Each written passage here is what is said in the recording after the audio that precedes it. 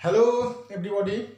পরীক্ষায় অনেক বেশি একটা নিয়ম আসে রাইট ফর্ম অফ ভার্বের, অত্যন্ত গুরুত্বপূর্ণ নিয়ম। সেটি হচ্ছে, যদি এরকম কোনো বাক্য আসে যে বাক্যের সাবজেক্ট থার্ড পারসন হয় এবং তা সিঙ্গুলার নাম্বার হয়, মনে রাখতে হবে বাক্যের সাবজেক্ট যদি থার্ড পারসন হয় এবং তা সিঙ্গুলার নাম্বার হয়, তাহলে পরবর্তী ভার্বের সাথে এস অথবা ইএস যুক্ত হয়।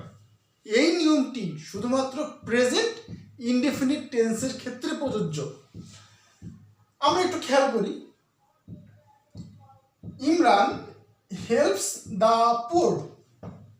এ বাক্যে একটু খেয়াল করো, ইমরান হচ্ছে থার্ড পারসন এবং ইমরান কিন্তু একা, অর্থাৎ সিঙ্গুলার নাম্বার, যার ফলে পরবর্তী ভার্বের সঙ্গে এস অথবা ইএস যুক্ত হয়েছে। এই নিয়মটা এখানে প্রয়োগ হয়েছে। দ্বিতীয় বাক্যে the sun rises in the east, এখানেও দ্য সান সাবজেক্ট, আমরা দেখতে পাচ্ছি সান থার্ড পারসন এবং তা একা, যার ফলে রাইজেস হয়েছে। তৃতীয় বাক্যে Bangladesh always plays well.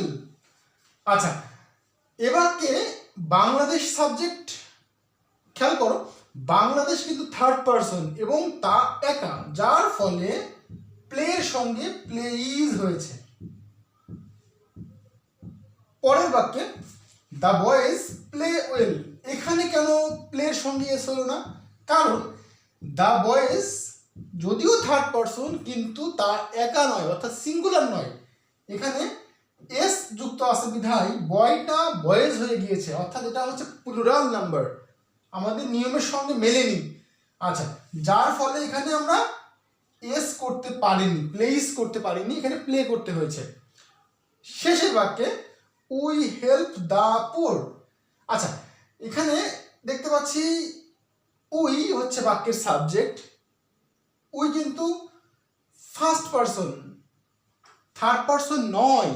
Third person হলে আমরা, থার্ড পারসন এবং সিঙ্গুলার নাম্বার হলে আমরা হেল্পের সঙ্গে এস করতে পারতাম, হেল্পস করতে পারতাম, কিন্তু এখানে প্রথমত এটা থার্ড পারসন নয়, আবার সিঙ্গুলারও নয়, প্লুরাল, যার জন্য আমরা এখানে শুধুমাত্র হেল্প করতে হয়েছে। আশা রেখে বুঝতে পেরেছো।